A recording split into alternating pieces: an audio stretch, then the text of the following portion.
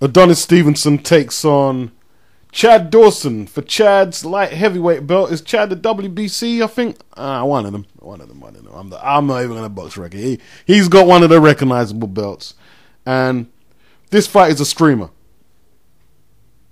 It's a good fight. But it's a streamer. The reason why it's a streamer is Chad got knocked out in his last fight. You know what I mean? Like, Ward knocked him out. His performance was abysmal. We don't know what kind of Chad's going to show up. Right? You know what I mean? And despite the great victory against Hopkins, this is how boxing goes. Like, you know, the man still has validity as a world-class fighter, but some of his marquee value has gone down in the wake of the Andre Ward performance. Adonis Stevenson's never fought at light heavyweight. Wasn't he Carl Froch's mandatory at super middle? Yeah? And he wasn't exactly shaking up stones at super middle to get a shot at light heavyweight. So, you know, that's a streamer. Good fight. I want to see it on a stream. It's a streamer. Brian Rose is taking on, is it Joachim Alcine, who was recently knocked out by Matthew Macklin in a round. And just before that, I saw Rose take on Vivian Harris, who was fighting out of his weight division and, you know, took a few KO losses before the fight. So I'm not going to accuse them of ducking Eric Ochieng because I don't hear Eric really calling out Brian. Brian is the British light middleweight champion. Eric is the English light middleweight champion, which is just a rung below the British. And I'm not sure if Eric is eligible to fight for the British title. Which leads me to ask why he's eligible to fight for the English title. You know, but despite that, I mean, I don't see why they both couldn't get it on and decide who's the best light middleweight in the country. I don't really see what's stopping that fight. I don't really see any big fights they're taking on the horizon now. You know what I mean? But, I don't know. It is what it is. It is what it is. And yeah, I see the Alcine Rose fight as a streamer. You know, it's a domestic streamer. Because, you know, yeah, Alcine has done some good things. Like he beat David Lemieux. I think he held a world title at once. I can't remember ever this guy holding a world. People tell me this guy was a WBA champion. And I follow boxing regularly. And sometimes, you know, you can miss what's happening in the lower weight divisions because they just don't have that profile. But, this guy was a light middleweight champion, a WBA light, and I never heard of him while he was reigning. So I don't know what happened there. Went under the radar. But as far as I'm concerned, you know, Rose is taking on guys who've just come off bad knockout losses. We don't know how they're going to react. You know, more than likely the guy, you know, might have lost some ambition in the game, be a bit shell-shocked, shot-worn. So, you know, that has to go down as a domestic streamer. That's a domestic streamer. I'm going to stay at domestic level. We have Matty Haskin, or Matty Askin, taking on China Clark. Matty Askin is promoted by Hatton Promotions, as far as I can remember. And he takes on China Clark, who was rose to prominence on Box Nation in recent weeks or months with his fight against Wadi Camacho. Wadi Camacho, like, I never saw this guy fight, but I always saw him getting headlines in a lot of the British publications, and a lot of people were talking about this guy, Wadi Camacho, you know what I mean? Like he was supposed to be the next thing. And, you know, maybe he still could be. And he fought China Clark. Clark is 34 now. So he's got to get on, move on if he wants to move beyond this level in boxing. And showed good counter-punching skills against Wadi. Wadi seemed to do what a lot of British fighters have done. I keep seeing them do, you know, yeah, got to impress the crowd, rushes out there and like, come on, man, you know what I mean? Like, you got to fight within your game plan, what you devise with your coach. You can't just rush out there like it's, you know, last orders at the pub, you know what I mean? This is a sport with discipline. You got to stick to your game plan, you know? But in saying that, I haven't got the notes from my post-fight analysis. I want to give big respects to Brian Lawrence, but he was actually telling Wadi stop using his jab at some stages of the fight. When I was just like, am I hearing right here? And I don't know. I don't want to say too much on that. Maybe he did the best he could, and China is a better counter puncher than I'm giving him credit for. We did see China get hurt a few times in there, but he weathered that storm, which seemed inevitable because he seemed to be in control of a lot of the bout from start to finish. Errol was actually at the Wembley bill and he saw the fight, and it was actually the best fight on the bill. I think according to Errol, he might come back and say no, it wasn't, but I think it was. And eventually he stopped the highly touted Camacho. I didn't actually realise that Askin was KO'd in his last fight, which was for the WBO Intercontinental Cruiserweight title, which took place in Poland against Glowacki, you know. So we don't know how he's going to approach this fight. He also lost to John Dickinson last year for the vacant British title. And I do remember seeing him fight quite a time ago, and he seemed to be quite an aggressive fighter. Not the most skilled fighter. It wasn't bad, but I can't remember too much. I can't say too much. He does have youth on his side. 24 years of age. He does have youth on his side. And we did see China not looking too good against some of the aggression that Wadi Camacho was applying. And even though China Clark's 34 and the last fight against Wadi was quite tough in patches, it wasn't really a fight that would ruin someone. I think he probably learned more than actually have took any damage from the fight. And I'm going to go with China Clark to retain his British title on points. On points over 12 rounds. That's what I'm going to go for. And in terms of I don't really want to call this one a streamer or no streamer, to be honest, you know. I don't really want to do that, you know. I think they're two honest working cruiserweights. Certain fights I'm just not going to call out if they're streamers or not, you know, because on this one I'd say look at the overall bill, whether you'll stream or not. You make your mind. You tell me if this is a streamer or no streamer. You tell me if the bill it's on, if you know the rest of the bill, if it's a streamer or no streamer, and we'll leave that there. Derek Chisora has a change of opponent. He now takes on Argentinian heavyweight named Hector Alfredo Avila. To be honest, yeah, Argentinian heavyweights, not a good look. Not a good look. Anything under heavyweight, they normally represent themselves well in boxing, the Argentinians. But no, not heavyweight. And I was going to watch more film footage of him. I just watched him fight this guy named Jovo or Joe Puda. And this guy just gave him a pasting. He took a beating, man. I don't mean to laugh at fighters. But he did look inept. I don't need to see much more footage, you know. Maybe I should do, but I'm not going to. You know, and the bigger point is 20 fights, lost 12, and lost 8 of them by KO. Not a big heavyweight, only 6'1", 13 KOs. Against who? I don't know. Couldn't recognize none of the names on the resume.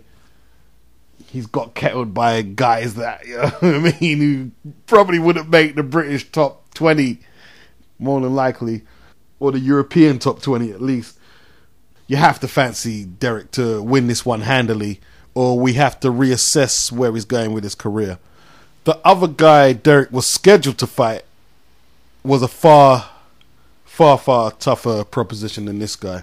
I don't know why that fight got cancelled, But I keep it real with you, Derek. You know, in terms of your fight as an individual fight, it's a streamer. It's a big streamer, right? I'd back Audley to stop this guy within 5 rounds. This guy he's fighting is not good enough to take part in a prize fighter tournament. Keep it real. Right? You know what I mean? Up till 2009, the guy was campaigning as a cruiserweight. Yeah, so he more than likely he's not a fully fledged heavyweight. Yeah, and he was getting KO'd as a cruiserweight as well, right? You know what I mean? In 1 round and shit, man. You know what I mean? A couple of times I see I'm just looking at the box rec, and I'm not even, don't ask for the names because you don't know them. You don't know them. Right? Don't ask me to call out the names of who he's getting knocked out against because you do not know them. Right? You don't need to know them. So I'm gonna keep it real. If Derek isn't stopping this guy in 5 or 6 rounds and look really good doing it as well, I'm looking at it as a disappointing performance where he has to reassess what he's doing with his career because apparently Derek is punching harder than ever in the gym. And he's telling people that people like David Price won't be able to stand up to his power, neither would David Hay in a rematch. So if he's saying he can knock out these guys, he's got to be KOing this guy. He's got to be KOing this guy, you know.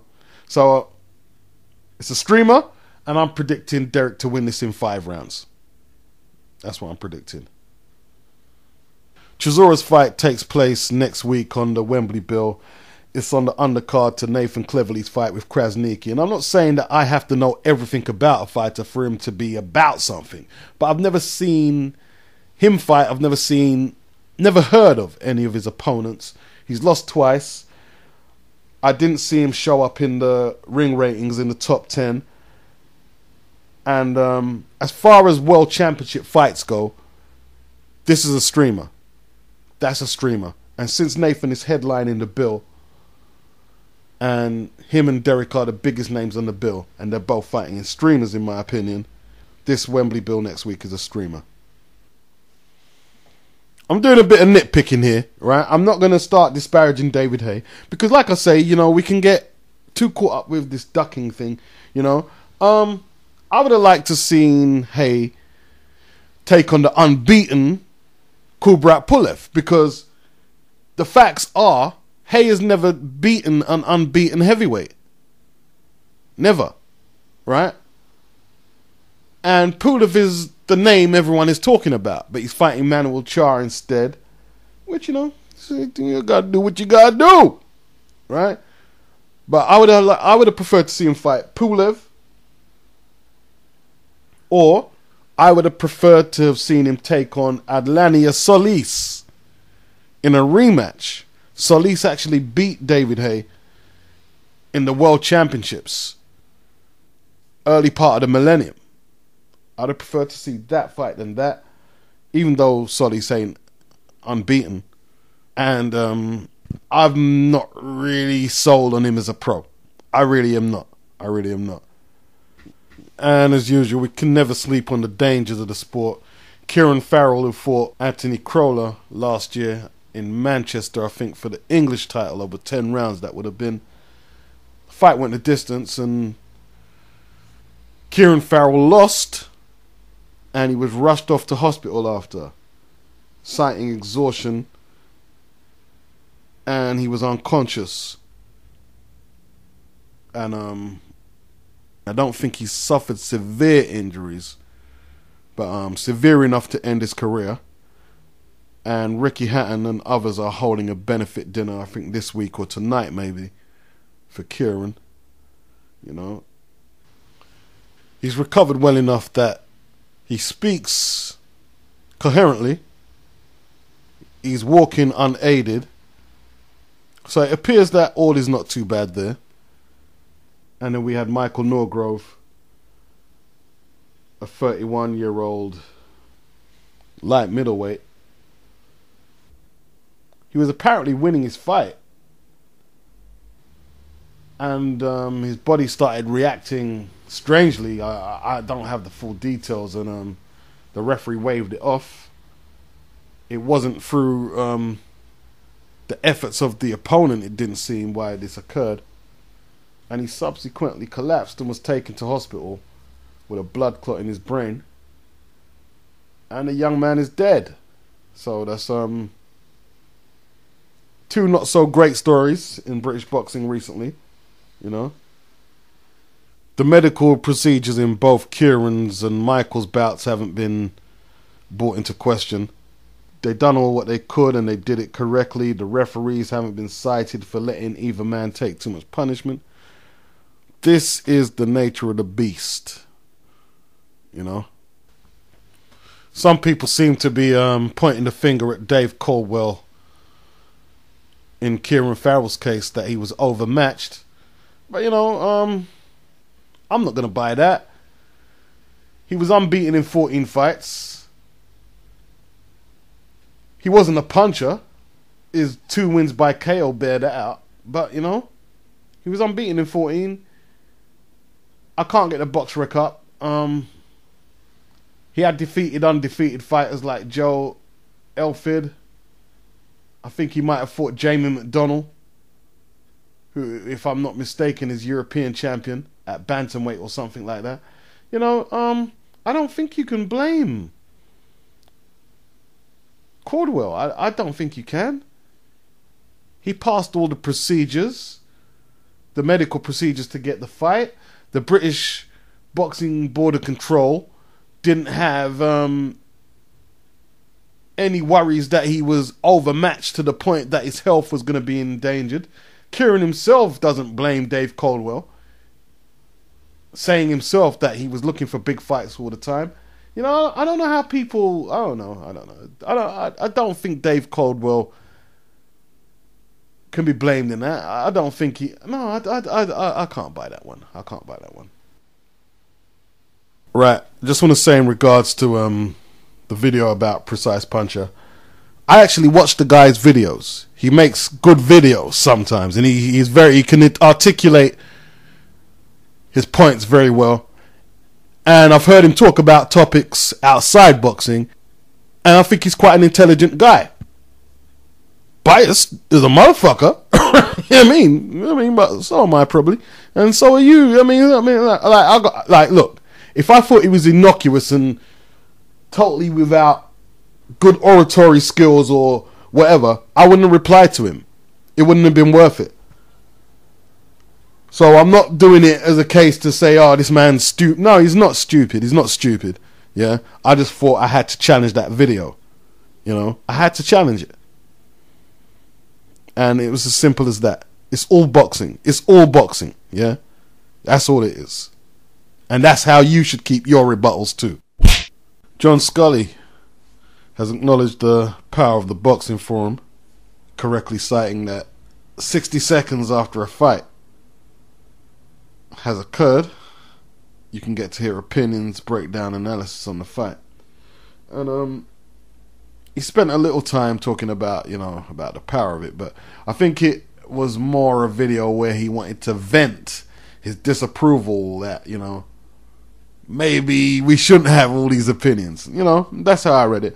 Because he kept focusing on how a lot of the people who talk about boxing on the internet are very disparaging with their comments. And while that may be in the case for a percentage of us, what does that matter? It's their opinion. You get what I'm saying? Why are you so focused on the negative, you know? It's no point trying to paint the picture like the overall internet experience with boxing is a negative one, because it's not. It's not. You can pick whatever you like. And he was citing that a lot of guys were having a go at him, saying he wasn't all that as a boxer. Some people were saying that what can Scully really know about boxing, and he lost to people like Henry Mask. And, you know, Henry Mask was a decent champion, but, you know, that's how some people choose to view it. And you can't stop them from that. And why would you want to try? He probably does have a point that boxing fans may have a different mentality. Not all of us, but a lot of them probably have a different, like, he cited that if you told somebody that they couldn't run faster than Usain Bolt, they'd accept it. If you told them that they couldn't dunk like LeBron, or you couldn't dribble the ball like Lionel Messi for Barcelona, they'd accept it. But if you was to tell them you couldn't go 3 rounds or 2 rounds with Bernard Hopkins, a lot of people would be like, ugh, they'll get their goat up and think, oh, they probably could do. You know? But there's a reason for that, and I explained it in a video. Boxing is probably, fighting is the most natural sport. Fighting, running, they're natural sports. And the fact that this article was wrote in the Boxing News, you know, just goes to show you that, you know, they're letting you know that they know you're here and they can hear you. You're visible now. You're making your presence felt. Yeah, they're letting you know that. There's a prominent commentator on Box Nation. I'm not going to mention his name because I've put him out there a few times. I don't want to keep. And he seems a little disgruntled with the whole internet boxing phenomenon a little.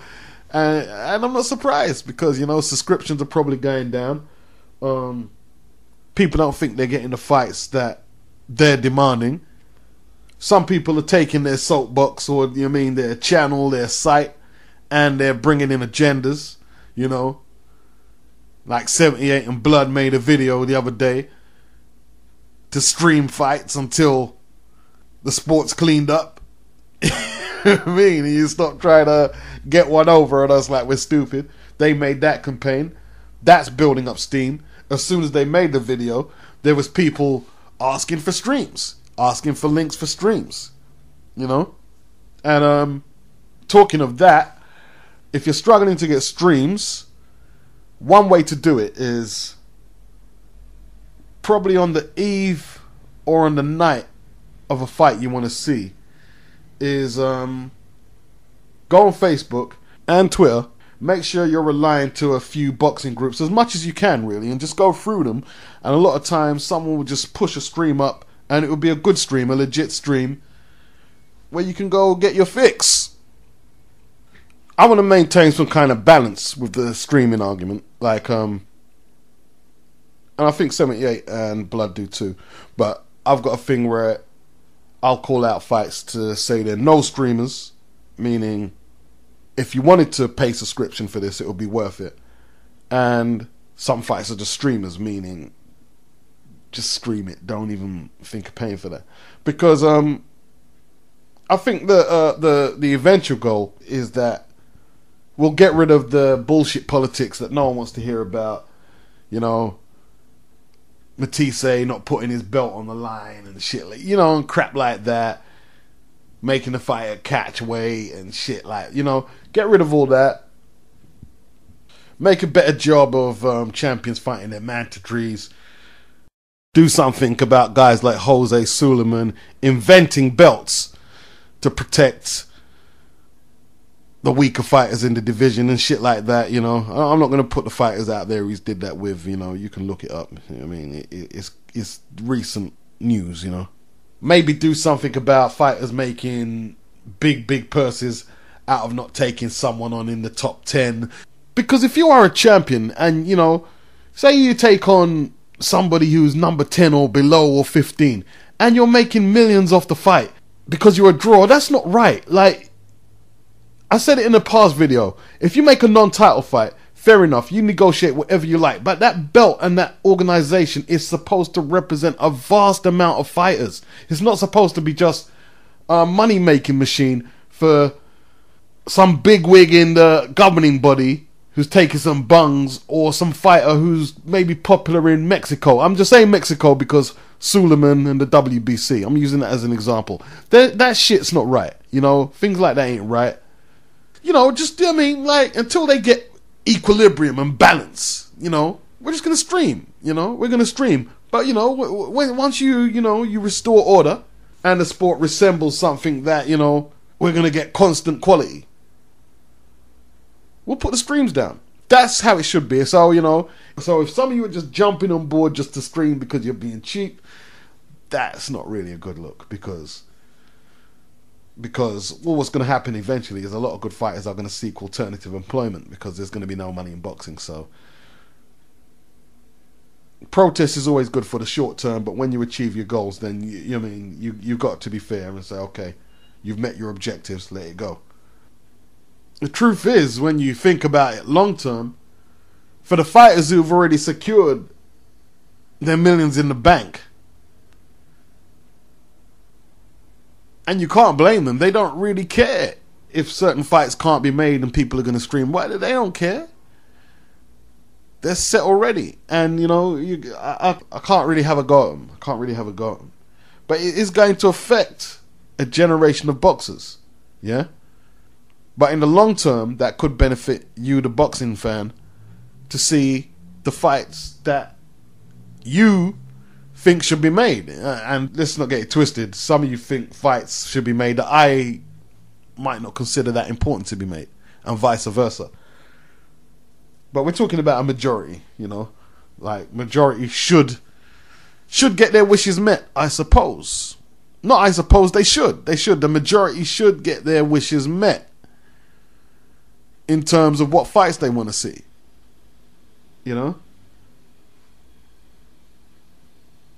Like, I think Donaire, under the pressure, and once again, the internet community had a lot to do with it, He was coming out saying, well, I don't need to fight Rigo, I'm not going to do this, and he hasn't done this. And the wave of pressure, me included, even though I think Donaire's going to edge the fight's being made now. The fight's being made. I think he could have probably got away with that before the internet voice was being heard. I think he could have probably ducked out. I mean, when you think about it, when Ricky Hatton kept saying, well, I don't need to fight Junior Witter because I'll beat him anyway, which is absolutely ridiculous, yeah? The internet fraternity wasn't really gathering a full head of steam yet. It wasn't really quite there. It was there, but not to that degree. And in saying that, he was under a little pressure, but I think now it's so intense at the moment. If he was in Britain, if Witter and Hatton were champions right now, WBC and WBA champions in Britain, and Witter got a little franchise going, saying, yo, we got a belt, we're ready to rumble. And we were just dissing the Hatton fans and dissing Hatton, saying, yo, that don't mean nothing, you ain't even proved you're the best in Britain. It was just vitriolic, aggressive, because boxing is aggressive. That's how we talk. Like a few people have asked me, oh, why are you so confrontational? But that's boxing. I'm not coming to no one's yard to fight them. That's how people talk in boxing. You know what I mean? Right? There's a good chance we might have seen that fight. There's a very good chance we might have seen Witter versus Hatton. And I don't want to hear from nobody that Hatton would have won anyway. That doesn't work for me, and it doesn't work for a lot of people. I want to hear that. That's unacceptable. Yeah? Like, Fury's kind of lucky that Price lost to Thompson, because up until recently, he was looked upon as the man who ducked the challenge for the British. Was Pricey the British champion? He looked like the man who was ducking the British champion. Yeah? And there was no escape from that, because he was getting ripped in a way that he couldn't have got ripped without no internet presence. But that's not a hot match right now, at least temporarily. Price gets back on the bike and gets a few wins going, yo, I'll be cranking it up. And he'll have nowhere to go. He'll have to fight him. Whether Price wants to fight now, I don't know. Really and truly, I don't want to sound facetious or overplay our importance, but it might be a good idea for a long-term strategy that they came to the table and say, yo, what would it take to stop you guys from streaming? For you to make videos to discourage people from streaming. Well, I'm sure we could get a few representatives to list down some demands. You get what I'm saying? You know what I mean? I suppose we'll just build a few think tanks and we'll get back to you soon. You know what I mean? Because, yo, rich people don't like lose money or not. They don't like lose money. You know what I'm saying? And I'm not singling out any fighters, you know, because like I said before, a lot of people are singling out, and I'm going to mention it again. You know what I mean? I'm going to mention it again because, you know, it's not fashionable to say you're going to support Floyd's cause, but I'm going to do it anyway. I'm not really supporting his cause. I'm just calling for equal treatment all around, because some people say, oh, Floyd isn't taking the right fights to seal his legacy. Well, who is? Who is right now? Because Andre Ward is at number 2, legitimately, in the rankings. And some people have him at number 1. And he's planning to fight people like Kelly Pavlik and Chavez Jr. Are they the right fights? You know? People talk about, oh, Froch Kessler are such warriors. Well, you know, both of them have came out saying they're not in no hurry to fight Andre Ward, has beaten them both. Are they going the right way to seal their legacy by not trying to avenge the most significant losses of their careers? Klitschko, Vladimir taking on Pinata or Pianeta. That's his real name's Pianeta, but we're gonna say Pinata, right? Is that the right fight? Was Jean-Marc Mormick the right fight? Who is taking the right fights to seal their legacy? Who is? Could you make a case for Donaire? Like, I made a stance and I changed my stance when people were saying that Donaire was ducking Rigondeaux. And, you know, everybody's screaming for this match, and I can see why. I'm not saying that I haven't called for it, but, you know, Donaire is now getting so much credit. Oh, he's taking on the hard challenges. Really? A guy with 11 fights? 11 fights, has been on the floor twice. And I'm not disparaging Rigo. I think Rigo's a good fighter. But what I just said is more or less how Donaire saw it. Why are you guys making such a big deal? He's only had 11 fights. Let me tell you this now. Rigo might be able to win this fight, but let me tell you this now. Donaire is looking at this like an easy payday. I don't know if you guys realize that. He thinks it's an easy payday. I don't know if you guys realize that. He thinks this is an easy payday. It might be a gross miscalculation by him thinking that. Yeah? But Donaire and a lot of other people who I'm not going to disparage their boxing knowledge, they see, I don't really see it as they do. They see a lot of technical flaws in Rigo's style that he hasn't adjusted to the pro game as one would have thought. They're seeing that. And the videos are up there everywhere. It's only you choose to see it a different way. I'm not saying you're wrong. I'm not saying they're wrong.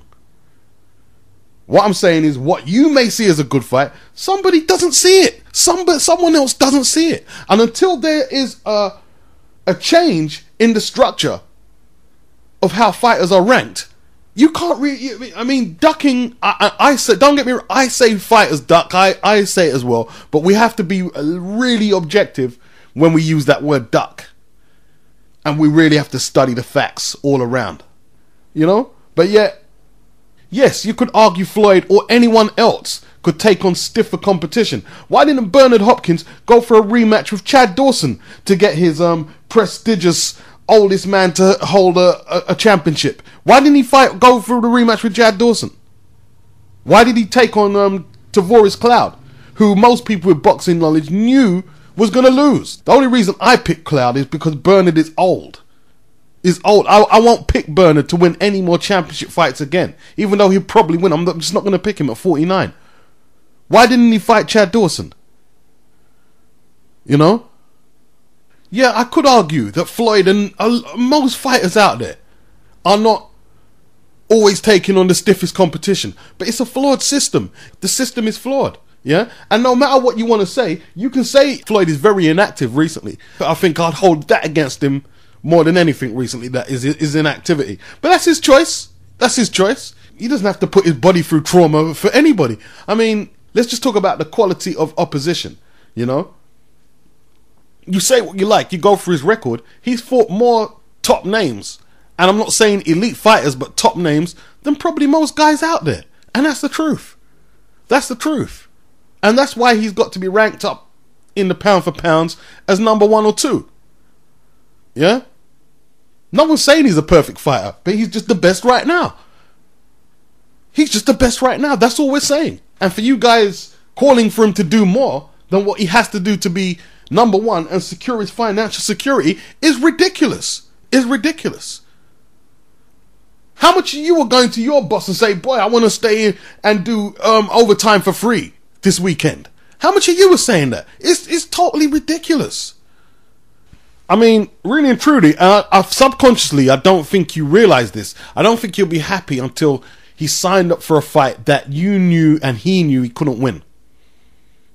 You wouldn't be happy until you fighting, I don't know, probably Andre Ward or something like that. Because you're saying, okay, go out fight Martinez. Well, you know, it's like a drug habit. After one hit, you need another. So, let's say Martinez is the strongest crack out there now. You're done, got immune to how high you can get off that. You need to go up higher now. Andre Ward next. Then who? Who is it? Where's it stop? How can he satisfy everybody when everybody's screaming for this guy, that guy, Bradley, Canelo, Martinez, this guy, that guy? He can't fight all of them at once. It can't be done. It can't be done. It can't be done. Yeah? No one's saying he's a perfect fighter. But neither is the system that he's fighting in. All you can go by is look at his record, the names, the weight divisions he's went through and took belts, the CompuBox stats that weigh up your offense and defense, longevity, and shit like that. I mean, yeah, you can nitpick on his inactivity and a few things, but you know, come on, let's face it. Yeah, I mean, the reason, why are you hitting that so hard? Nobody's perfect. Why are you hitting that so hard? I mean, people are saying that Broner should have moved up and fought Lucas Matisse. When did you hear Lucas Matisse call out Broner? When did that happen? When did that happen? Who called out Broner? Out of all the fighters I can remember recently. Oh, a Jose Alusigan, who just got knocked out. So, you know, what? So if Broner took that fight, you guys were saying, what are you taking him on for? He just got knocked out of the picture. Why are you taking him on? Who else has called him out? Who else is calling him out? You guys would say, oh, he should fight Keith Thurman. Now, look, Keith would go in the ring and fight him. But the reason that's not going to happen yet is because fighters like Keith have managers, coaches, and a team behind them, because they will make decisions that might not benefit them. They might say, well, Keith hasn't really fought no world championship bouts. Let's let him take a belt, defend it a few times, and get used to the big occasion. Kind of like what they're doing to Canelo. Maybe you could say they're doing that excessively with Canelo, but that's what they're doing. And now he's stepping up to fight Trout. Yeah? That's why Thurman called out Malignaggi, just like Broner called out Malignaggi. And look, you could say, well, Thurman is a little more inexperienced than Broner. You could say that, but Broner's jumping up 2 divisions. Yeah? Keith is fighting in a natural weight division. So they both have reasons why they want to pick off the low-hanging fruit and then build up their resume in the welterweight division.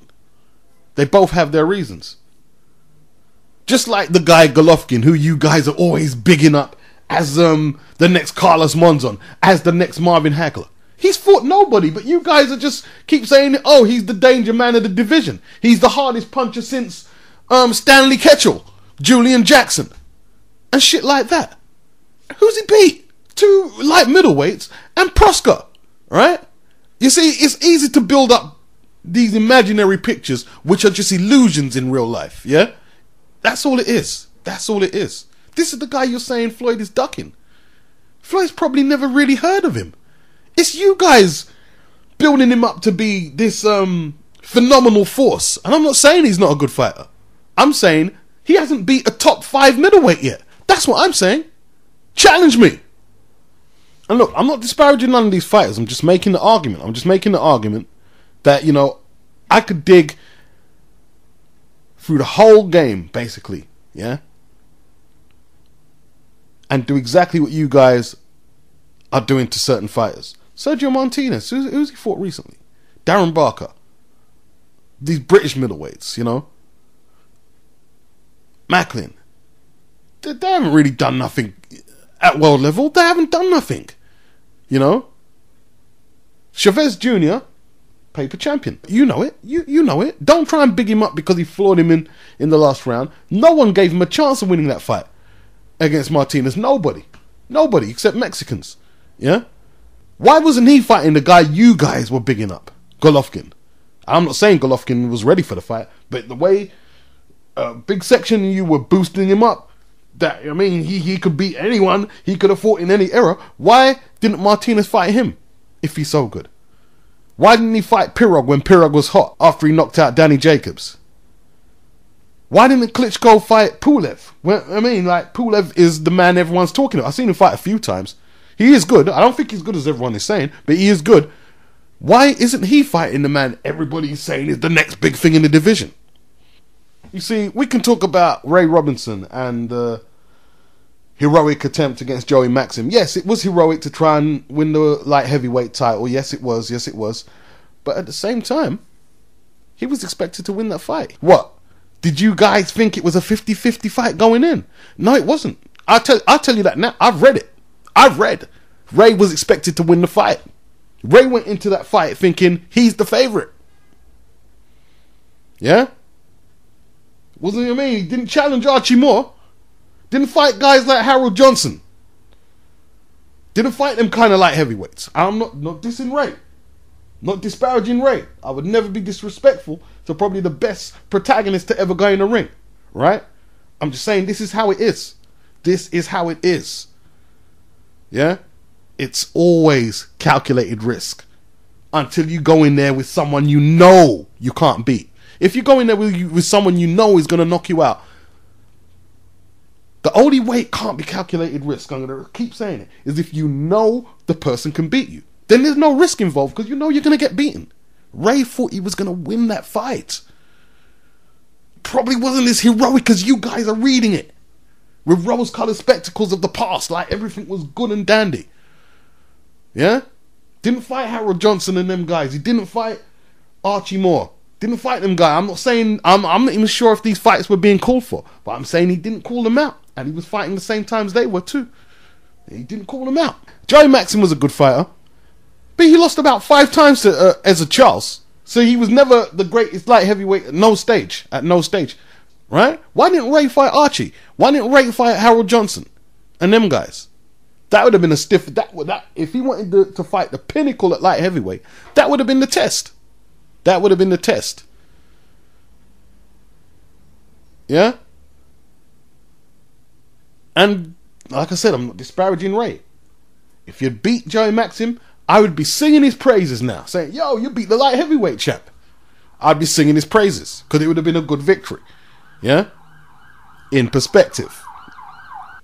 Look, I don't need to Google this. But you need to. You need to. I don't actually need to Google a lot of shit I took. Go and Google Harold Johnson, how guys like that got ducked. Right? Go and Google how long they kept Archie Moore away from a title shot. Right? And then you'll know who were the danger men in the light heavyweight division. Period.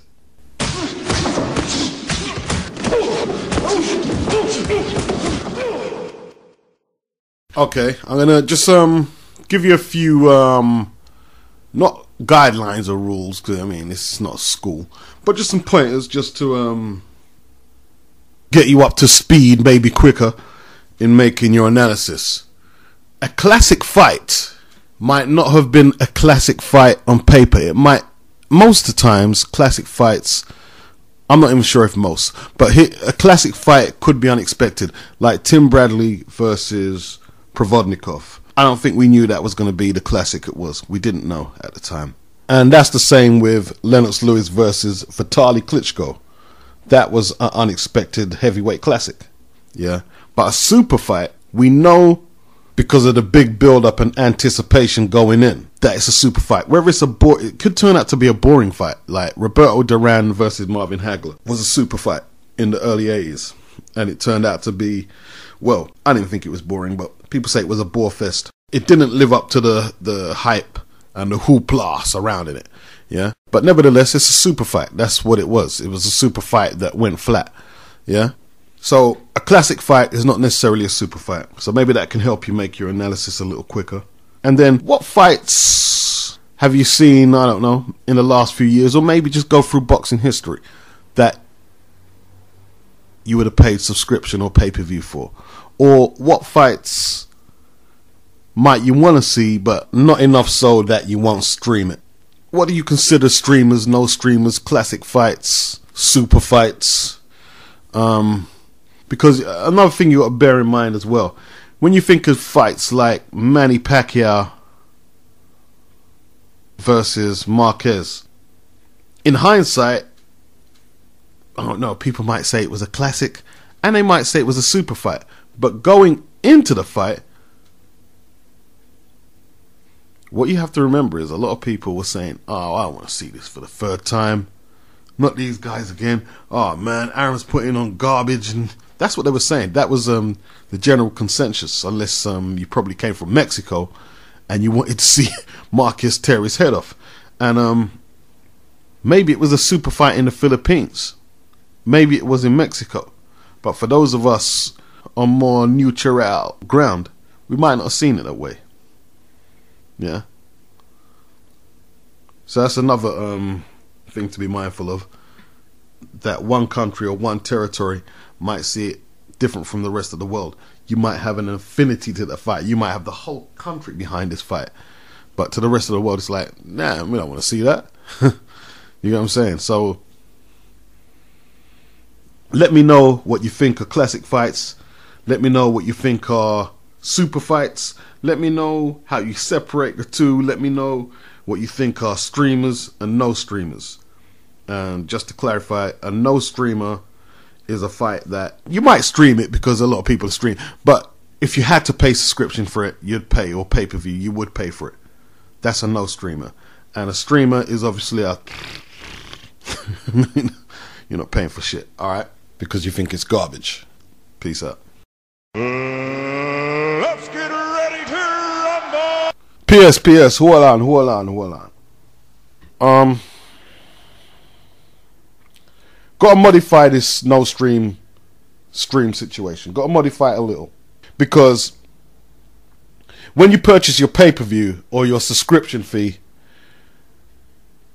to HBO or whatever, Box Nation or Sky, you're not paying for one fight, you pay for a bill.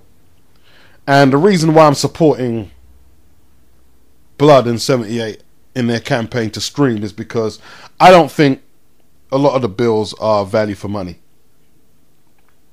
And I'm not just saying it on top of my head. I've got some data to support that, right? Now, we're talking about Don King when Don was in his prime, stomping around the manor. Like, you know what I mean? The man's name is ridiculous. The man's a Don and a King. You know what I mean? So, check the bill, right? Simon Brown versus Maurice Blocker. Two good champions in their own right. Two of the best welterweights of their era. Simon Brown, one of the most exciting fighters that you'll see in any era, right? Julio Cesar Chavez Sr., not Junior, Sr., right? On the same bill versus Johnny Duplessis. Oh, you thought it was done? Oh, hell no. Oh, hell no. The main event, Mike Tyson versus Razor Ruddock. One bill. That's one bill of boxing. Here's another bill. Don goes in again. Tyson versus Ruddock, the rematch, and Jeff Fennick versus Azuma Nelson. Okay, here's another bill. Chavez versus Haugen, Chavez Sr., right? Chavez Sr. versus Greg Haugen, right? Terry Norris, go do the research on Terry Norris, versus Maurice Blocker. Who else is on the card? Azuma Nelson versus Rafael Rulis. Here's another card. Julian Jackson versus Gerald the G-Man McClellan. Oh, come on, man. Oh, shit. Now, if you was around then and you was anticipating that fight there, you know that's just No stream. You can't afford for your stream to go out on fights like that. You just can't afford it. That's no stream boxing. Right? Okay. On the same bill, Julio Cesar Chavez, not Junior. I can keep saying not Junior. Senior versus Terence Ali. Who else is on the bill? Lennox Lewis versus Tony Tucker. One bill. Look at that bill. Here's another bill. Now, Chavez was the man them days. Chavez and Don King done a lot of shit back then, right? Again, Julio Cesar Chavez, Senior, not Junior. Versus who? Pernell Whitaker. Right? Who else is on the bill? Azuma Nelson. Versus, is it Jesse Leah? And let's just top off one more. Here's another bill. Chavez, not Junior. Chavez Senior versus Frankie Randall. Who else is on the bill? Felix Trinidad versus Hector Camacho. Simon Brown versus Troy Waters. That's just no stream that's no stream boxing, in effect. In my opinion, until I'm seeing that coming from HBO, Box Nation, Sky Sports, Showtime, I don't care who it is, yeah? The stream system is in effect, yeah? And I'm going to reiterate the point. The stream system is for real boxing fans. This isn't a way for you to cheap out, right? When the demands are met, blood is setting the agenda, 78 is riding with that, right? And let them guys control the agenda, right? Until the demands are met, right? When the demands are met, we will withdraw. Well, not all of us. I know some of you. Right. We will withdraw from streaming and we'll purchase. Some of us have to stream because we just have no access to see some of the fights. So there's no way around that for some of us. But for the most part, we will withdraw streaming as much as we can when the sport regulates itself. Okay?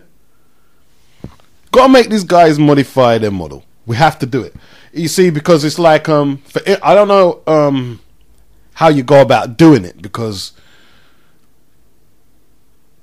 I haven't really traveled down this avenue on the internet too often. But I know now. Let's say Lil Wayne has an album. No, I'm not going to say Lil Wayne. I would promote another artist. I would promote another, not because I hate Lil Wayne. I don't hate none of them guys. I'm just going to say another artist so we can hear another artist out there trying to get their shit off. Yeah. Let's say Papoose. He's got the Nasarima Dream. I think that's finally out now, right? Now, let's say you didn't want to buy all the cuts from the album. You didn't think the whole album had bangers on there. I don't know if it's iTunes or I don't know what the site is, but you can go to certain sites and you could say, okay, I just want to buy 4 cuts off the album and I'm good. Right? I mean, you can do that. So, why can't that happen to fights? Why can't that happen in boxing? Okay, I'll pay for Floyd versus Guerrero, but I don't see anything else that interests me. To be honest, and I'm just using that as an example. I don't know who else is on the bill. I'm just using that as an example. It would be too hard to do because once they're transmitting to everybody, everyone's getting the same allocated time. How are they gonna stop one stream and make yours longer than make yours shorter? You've ordered 2 fights, I've ordered 1, he's ordered 3. It's unworkable. But I'm just all I'm saying is that you don't want to be paying for a lot of the shit that they're putting on the bill. You know what I'm saying?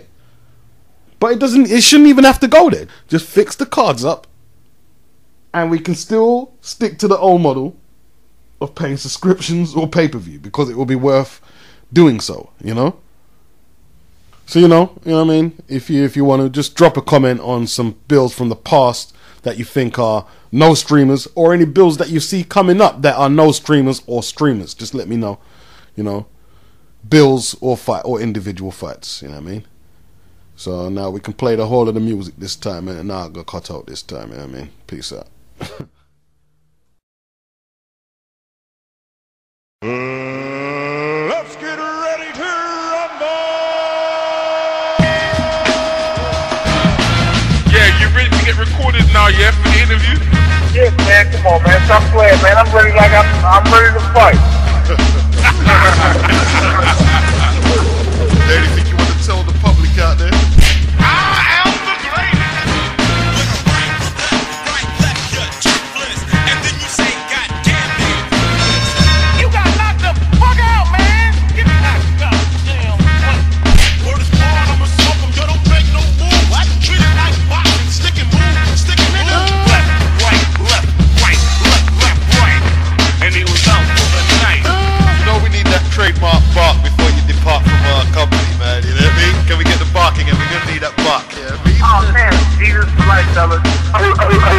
Dog is coming. I don't care if he knocked me down, I was ready to go with him. Whatever he wanted to do, I was going to match him.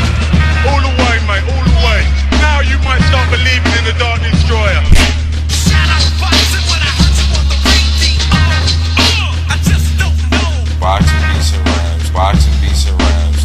I got knowledge, and other brothers lacking. I don't know if you want to answer. Possible Manny Pacquiao fight with Floyd Mayweather. How you feel about that? Well, basically, I mean, it's a fight that still has the potential to happen. I'm Sonny Liston, I'm Jack Dempsey. There's no one like me. I'm from their claw. There's no one that can match me. Boxing beats and rhymes, boxing beats and rhymes, boxing beats and rhymes, boxing beats and rhymes.